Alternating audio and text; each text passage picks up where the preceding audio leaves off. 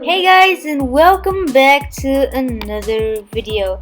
So today I'm doing a speed paint because I haven't done a speed paint in a while, and I just felt like I need to do a speed paint. And also, like, I don't feel like doing any challenges, and I just feel like just sitting back, relax and draw.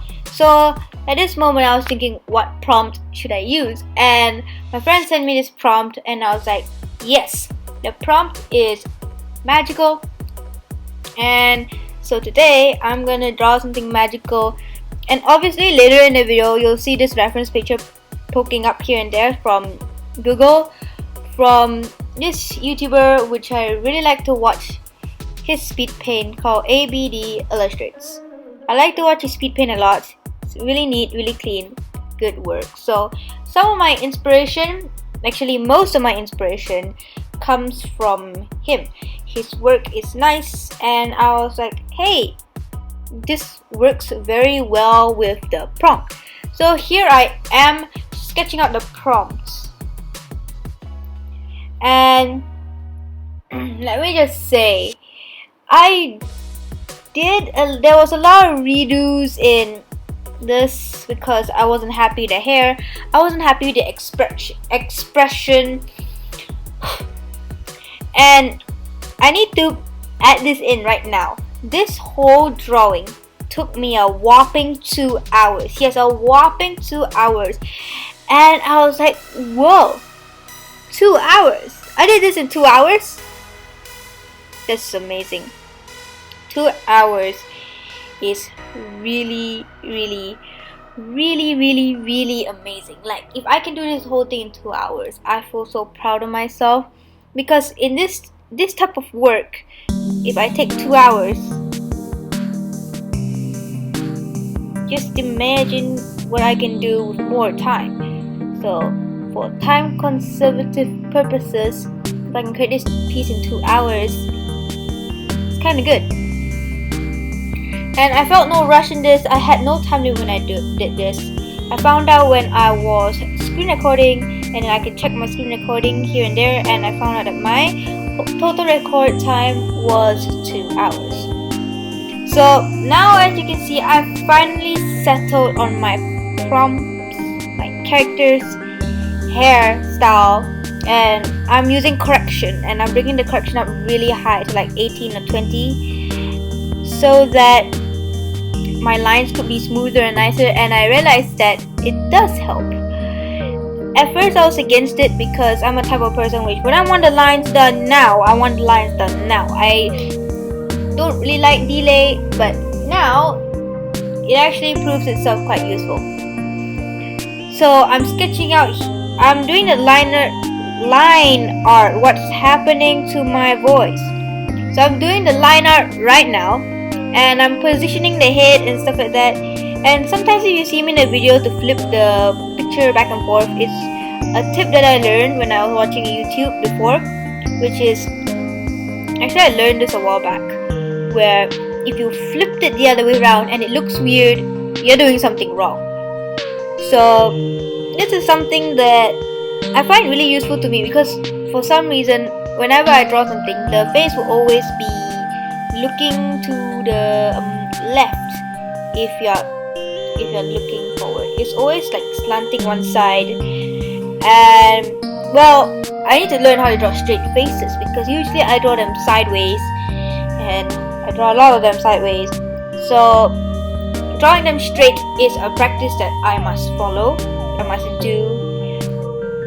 And now I'm working on the hands, and I'm trying to make it not look awkward. You know, like when you want to hold something, but then you're just putting your arms awkwardly, and I'm just trying overall not to make it awkward. And there was a lot of redos when I was doing the line art. As you can see, I was like, I don't think I like this design, so then I redo it. There's a lot of redos here and there. Like, I decided, oh, why not I do an amulet, and well, it didn't look nice, so I was like, nah, I'm not doing an amulet. And so in this part, just when I do the line work, I realized that I was like, oh man, I don't like sketch. So there are, I can say, about 75% of the line work I was winging it. I was absolutely winging it. You see, I'm redoing the hand, I'm winging it, like literally no sketch behind. I was like, I feel like doing it this way, I'm just gonna wing it. And the hand turned out pretty successful. Obviously now you can see me redoing the hand here and there because I was not satisfied, and then I duplicate it because it saves time and energy, and it just looks nice. So now, there, you saw that sneak peek. That sneak peek is the reference I'm following. It's really good and really nice. And obviously I wouldn't copy the whole thing, but I like the fact I'm following the fact on how he holds the autumn leaf and the way the position of the eyes, EYES. What's wrong with my language today? So now is the coloring stage. Yahoo! Now, right now, you might think, oh man, it's weird. I'm putting a lot of flat colors, and I'll build it up along the way. Trust me, it's not horrible. And now coloring. I can say personally that the hair is the hardest thing to do because like I drew the strands, not really strands, but they are like really thin lines, and sometimes when I magic wand or select it, it does not register as a shape because it's too thin. The pixels does not register, so I have to go through it myself with a paintbrush or marker. No, with a pen tool, and erase all of it later, which is a lot of work, but I can say it's really worth it at the end. And I'm actually trying to give this dude like a side shave type of thing, you know, like the side is being shaved and then the hair just goes in the middle, but then this one, instead of it just all in the middle or all the way out the back, I'm bringing it to the side.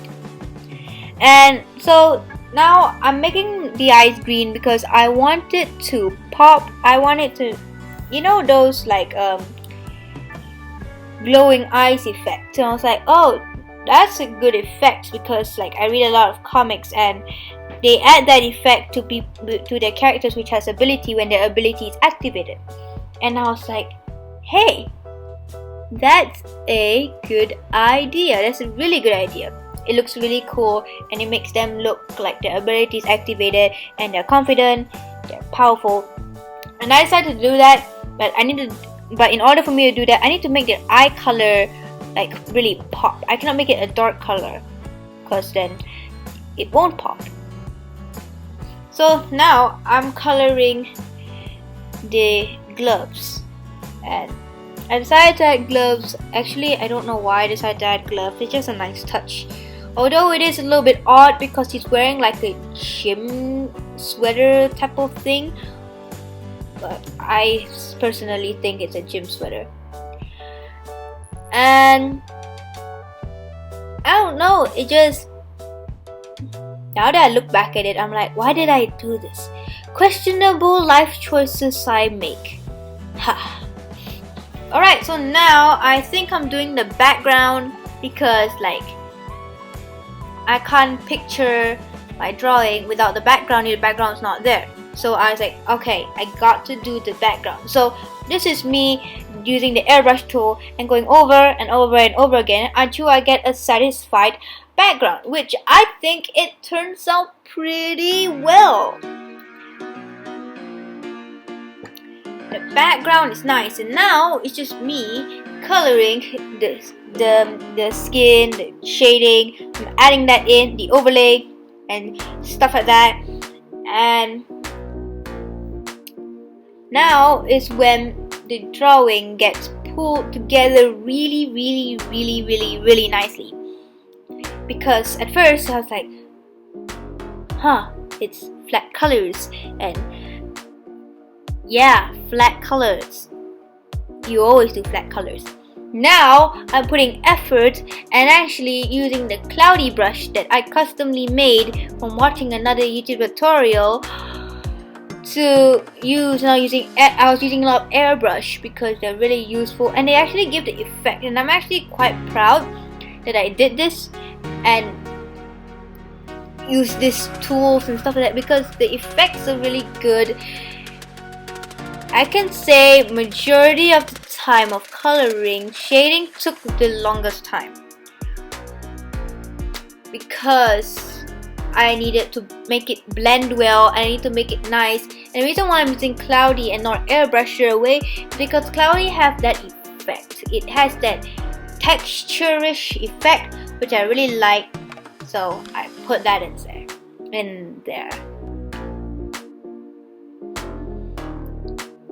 And so here is my process, coloring each and every one of those fingers because I need them to look nice and they have to look nice. Now that I look back at it, it's like, whoa, the whole drawing's being pulled together really nicely. But we're not there yet. I'm not done yet. I won't be satisfied if my drawing just ends up like this. I need to add way more. And this dude is not holding air. He's holding a glowing sphere type of thing.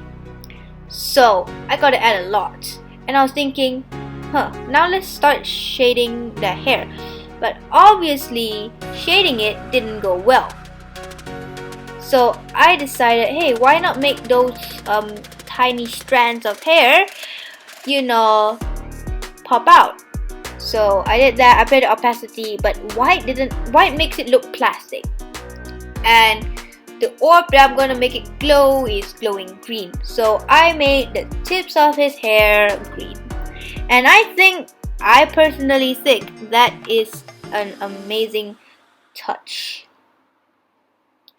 And now we need to give his shaved part some texture, and I want it to glow green a little bit, but I don't need to glow too green.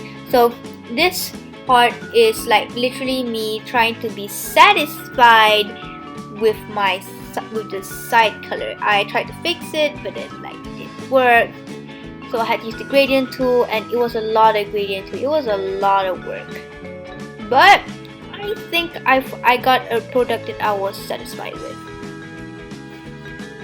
And now I was like, okay, let's make the eyes glow. And well, I was wondering why it worked. Then I realized, oh wait, I need to go to another layer, and I did. And look at them eyes, they're glowing. That's awesome. Now I'm making the sphere that's floating, and I should have made his clothes. I should have shaded his clothes first. But the problem is, I can't wait. This is the most important part of the drawing, and I drew it first.